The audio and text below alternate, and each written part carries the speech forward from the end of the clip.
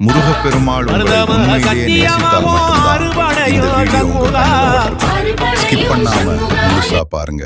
ஏன்னா இந்த வீடியோ உங்க வாழ்க்கையை மாற்றும் ஒரு உண்மை சொல்ல போகுது.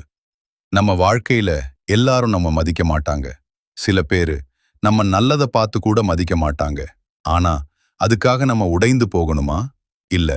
முருகப்பெருமாள் என்ன சொல்றார்னா, உன்னை மதிக்காதவர்களை புறக்கணிக்க கற்றுக்கொள். பகுதி 1. உண்மையை புரிஞ்சுக்கோ. முதல்ல ஒரு விஷயம் புரிஞ்சுக்கணும். யாராவது உன்னை மதிக்கலனா அது உன் குறை இல்ல, அது அவர்களோட மனசு.